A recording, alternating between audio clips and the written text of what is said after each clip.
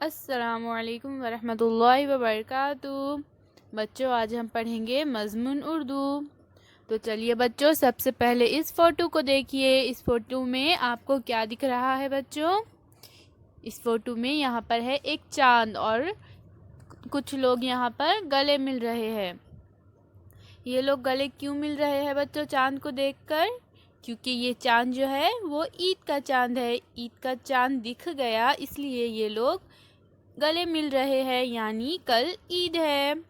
تو چلیے بچوں، آج ہم جو سبق پڑھیں گے اس کا نام ہے عید۔ عید عید خوشیوں کا تہوار ہے۔ اس کی تیاری کئی دن پہلے شروع ہو جاتی ہے۔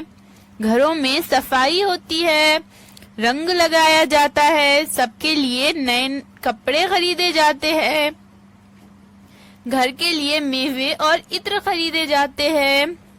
لڑکیاں ہاتھوں میں مہندی لگاتی ہے۔ آج 29 روزے پورے ہوئے۔ لوگ عید کا چاند دیکھنے کے لیے جمع ہو گئے۔ شاید چاند نظر آ جائے۔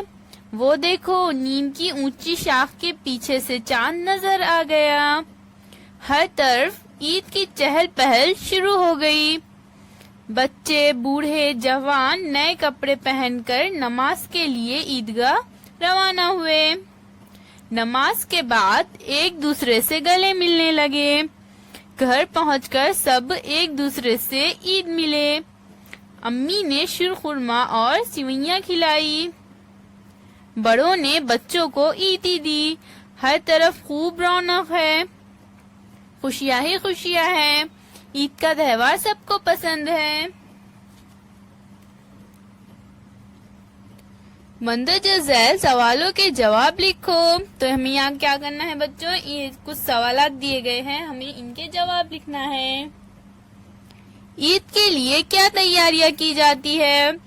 تو ابھی ہم نے پڑھا بچوں، عید کے لیے کیا تیاری کی جاتی ہے؟ گھر میں صفائی کی جاتی ہے، رنگ لگایا جاتا ہے، سب کے لیے نئے کپڑے خریدے جاتے ہیں اور گھر کے لیے میوے اور عطر خریدے جاتے ہیں۔ لڑکیاں ہاتھوں میں کیا لگاتی ہے؟ لڑکیاں ہاتھوں میں مہندی لگاتی ہے۔ عید کا چاند کہاں نظر آیا؟ تو ابھی ہم نے پڑھا بچوں، عید کا چاند کہاں نظر آیا؟ عید کا چاند نیم کی اونچی شاخ کے پیچھے نظر آ گیا۔ نماز کے لیے سب کہاں گئے؟